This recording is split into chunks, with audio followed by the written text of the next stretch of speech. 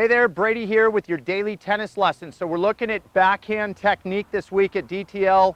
Today specifically looking at the one-handed backhand. That's my backhand of choice. A lot of great players out on tour using a one-hander. Federer, Thiem, Tsitsipas. Going to break down today how to hit this shot. Going to look at it in 5 phases. The first would be a grip change, and that's because most players these days, their dominant shot is the forehand. So I like to see club level players waiting in a forehand grip. So anytime a backhand comes, we've got to get the grip over. As we've seen earlier this week, the Eastern backhand is my grip of choice for the one-hander. So I would take that left hand, and it's my little turn key up here on the throat. I'm going to turn with the left hand up until I feel myself in that Eastern backhand grip. Once that grip is set, now I can get into the mechanics of the swing. The first part of that would be the unit turn. That's where I've got to engage my core, really feel the upper body starting to rotate to the side that I'm hitting from. In this case, as a right-hander, to my left side. So I would start to feel myself get to about there. And the key here is that we're not just taking the racket back with our arm. You never see a great one-handed backhand hitter go back with the arm first. You're going to see the upper body start to rotate. At this point, you can see my body starting to load up. Now it's time to get into the third component here, which is the backswing. That's where I'm going to now start to use the arms to create a little more movement towards the backside of my body. I'm going to finish that turn. I'm going to get directly now to 90 degrees to the side. So in that backswing, now my right shoulder should be to the front of the court and my left shoulder should be to the back of the court. The size of the backswing can vary some. I'm obviously really tall. I've got long arms. I also have pretty good timing. So I generally take quite a big backswing in terms of the height of this. If you're new to the one-hander, it's probably going to help you as you get into that full turn and we're into this backswing, probably not to have the racket too high above your head. If you're right at head height, I think that's probably good. But as we are going to see when I hit a few of these, you'll likely see my backswing get up a little bit more. So have some wiggle room with that.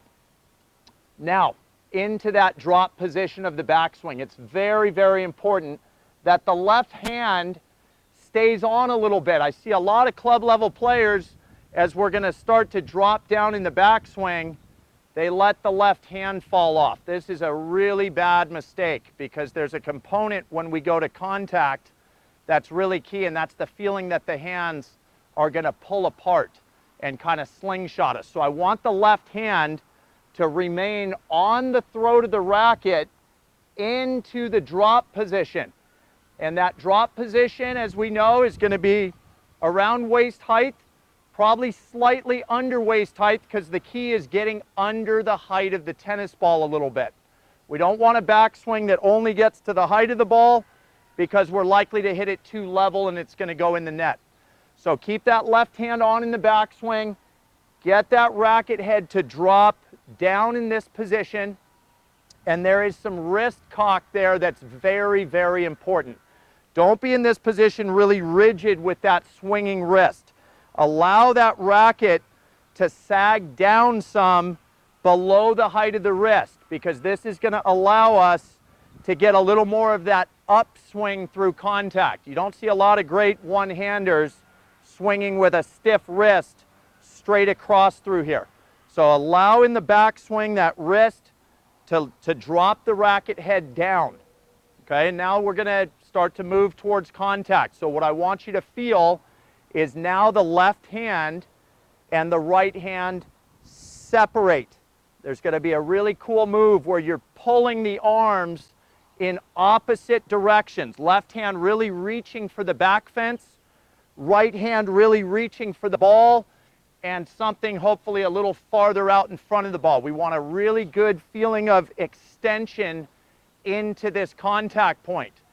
All right? Not a lot's going to go on at contact. Contact's the fourth component of this, but we don't want to start to play around too much at contact. We're trying to get to contact and be really solid.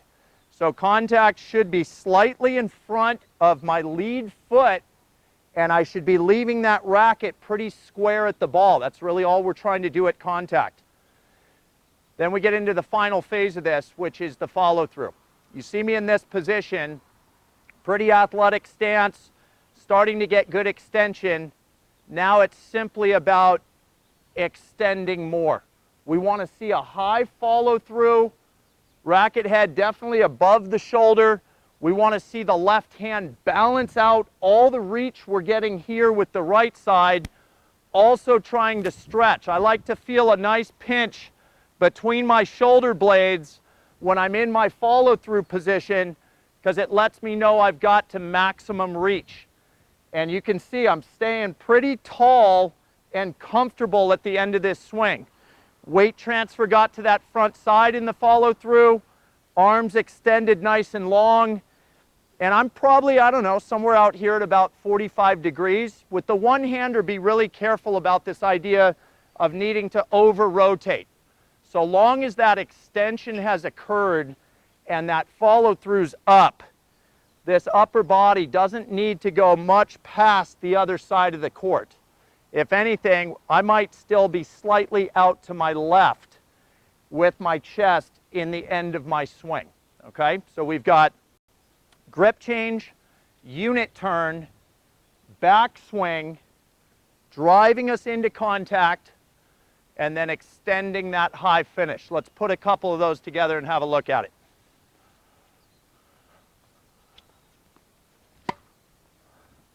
Take that all day. Let's go one more. Okay, that's how it's done. And obviously, I've hit so many of those. I'm not thinking about each phase or each component as I go through.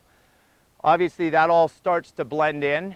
But sometimes at the club level, one or two of those components might be a little faulty and other parts of the swing might be intact. So just make sure you go through those phases, maybe without having to hit the tennis ball, and get everything kind of down pat.